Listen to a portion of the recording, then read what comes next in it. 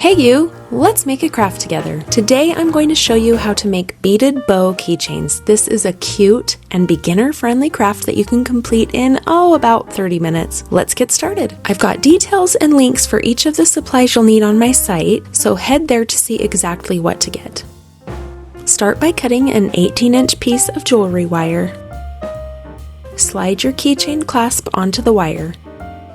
Center it. Then gently twist the wire once or twice to hold the clasp in position. Now you're going to string your beads. The number of beads depends on the size you're using, but for these 6/0 size seed beads, I did about 20 beads on each side of the clasp. Once all your beads are on, string one more bead onto one side of the wire, then loop the other side of the wire through in the other direction like this. Pull it tight until it makes a circle. Then smush your circle down to form the two loops of the bow shape. Wrap the two ends of the wire up and over the keychain loop. Then twist them and bring them back down.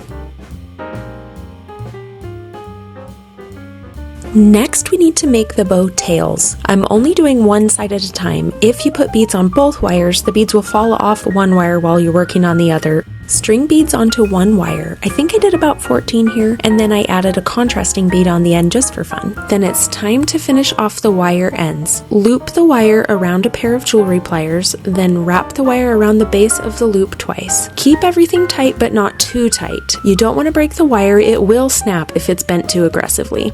Feed the remaining wire back up through the last bead and pull it gently until everything is smooth and tight.